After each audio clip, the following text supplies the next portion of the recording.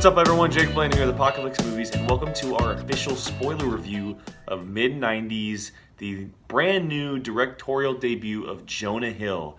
That's right, the comedy legend that is Jonah Hill. He is now into the director's business, and he wrote and directed the film MID90S, which is currently out in theaters. It is very much an indie film, and so you may have a hard time finding it, but if you do, this is definitely a movie you should take the time and go see. Now, MID90S follows a 13-year-old boy, and his name is Stevie. He's played by Sonny Soljic, and it's in, not a rough neighborhood of LA, but a lower class neighborhood of LA, and it's about the skate life. It's about the skate life in the mid-90s, obviously by the title. No exact year, but I'm just gonna throw a number out there and say 1995. And this is when he's, growing up, and he meets a group of friends, and he gets into the skating life. A little bit of stuff that comes with it, hitting an older age, probably sooner than he should have. It also stars Nickel Smith, Lucas Hedges, who plays his older brother, and then Catherine Waterston, who plays his mother, who I did not know was in this movie. So that was a pleasant surprise as I was watching it. This movie's a little closer to home for me than a lot of others. This was just before my time, just like a few years, if that.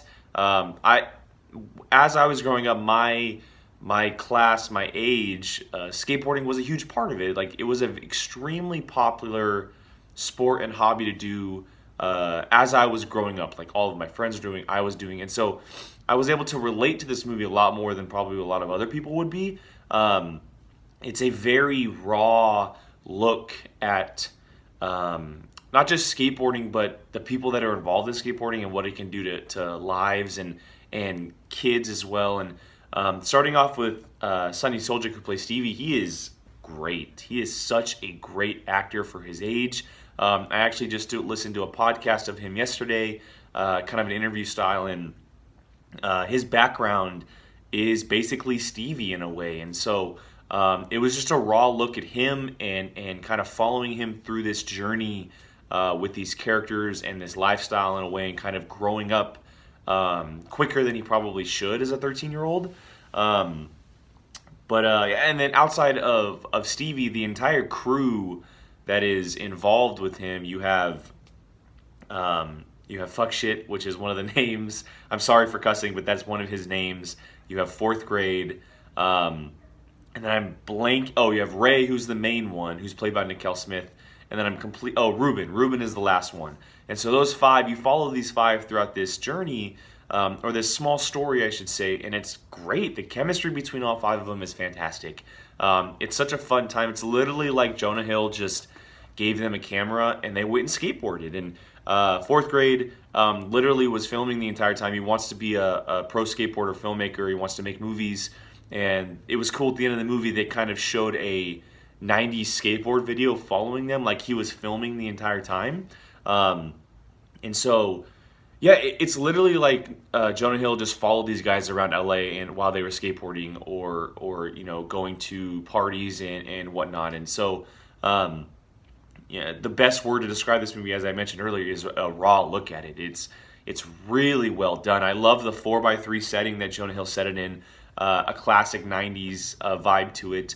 The music is fantastic. It's used so well. And the chemistry between the cast is all you really need for this type of movie.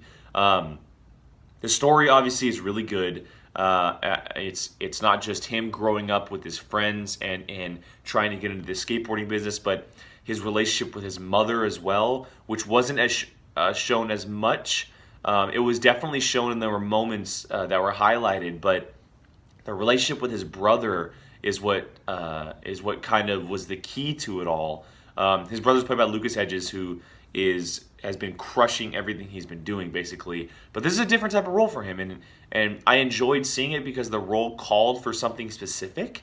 And I thought his chemistry with Sonny Soljic was really good. The story that those two characters took, and kind of how they evolved throughout the movie, was really well done. I know that it can relate to a lot of people back from that day, maybe even today as well.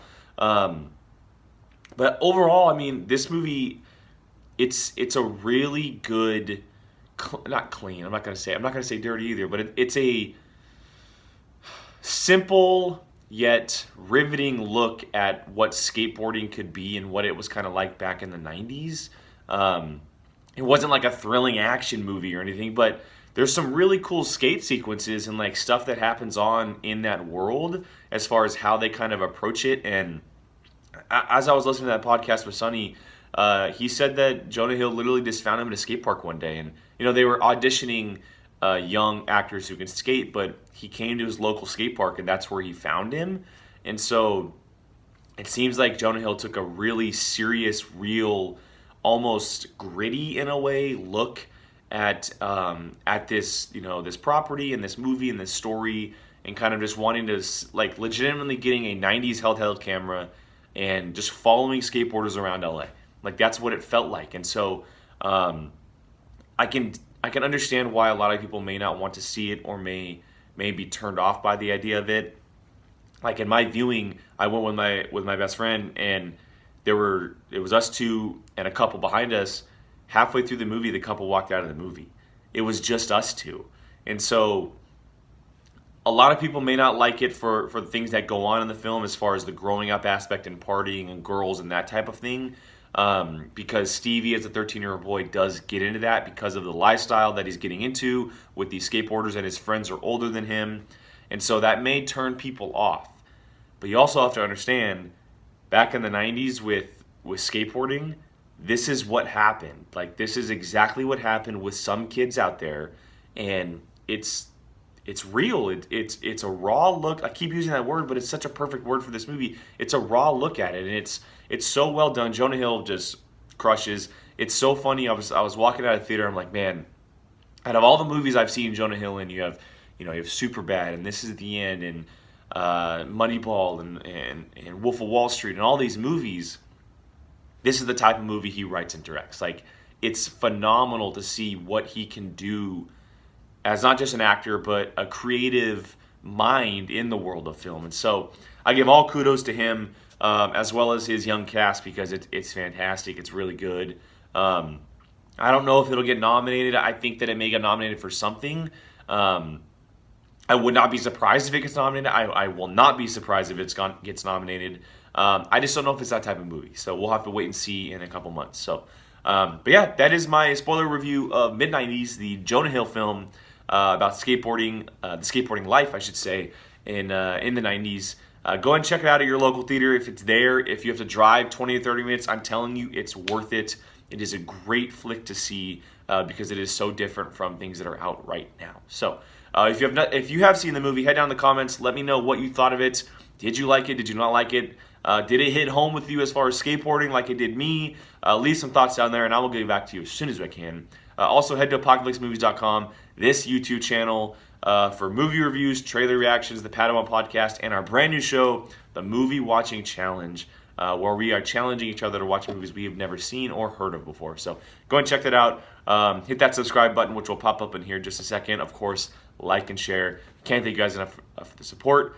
We really, really appreciate it. So again, thank you for joining me on my review of Mid-90s, and until next time, see you later.